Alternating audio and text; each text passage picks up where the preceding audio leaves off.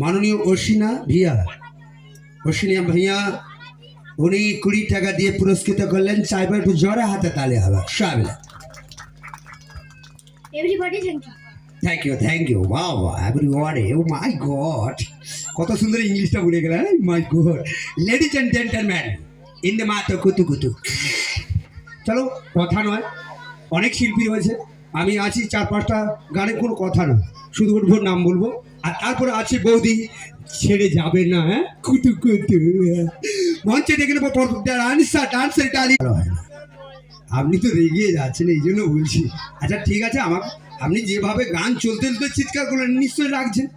আপনি আমাকে বললে হবে দাদা, আমি তো বুঝি দাদা, এতদিন কবিরাজি করলাম, মকদ্দর চিনবো না দাদা।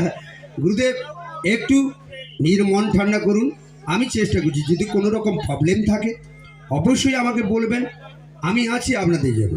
বহু দূর থেকে এসেছি, আমি চাই না কার মুখ থেকে রাগের শুনবো, একটু আনন্দ করবেন। মঞ্চে নিয়ে আসবো পরবর্তী ডান্স।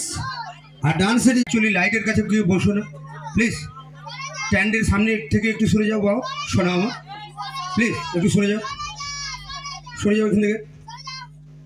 আমি চাই না কার কোনো বিপদ হোক, প্লিজ। আনন্দ করতে গেলে নিরানন্দ হয়ে যাবে লাইটের কাছে, প্লিজ।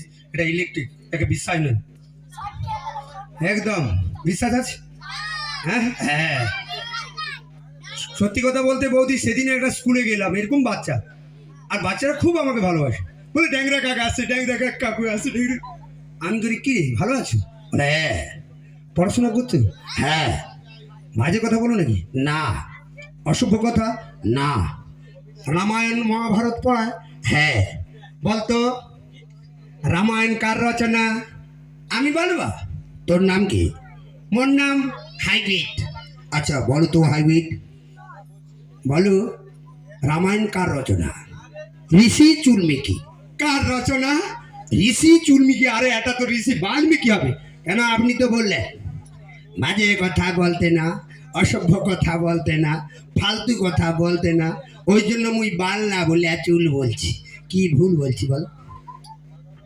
খালি বৌদি হাসছে। কি হাসাবো বলো তো বৌদি, সমাজ বদলে গেছে। সেদিন একটা আমার ছাত্র কাচের বাটিতে পায়েস নিয়ে এসে আমাকে বলছে, ড্যাংরা কাকু, ড্যাংরা কাকু, আপনি এ পায়েসটা খেয়ে নিন। কেন রে, তোর কি জন্মদিন নাকি?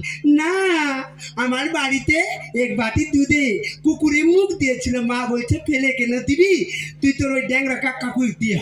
আমি শুনে তো মাথা খারাপ, আমি পুরো একদম কাচের বাটি ধরলাম,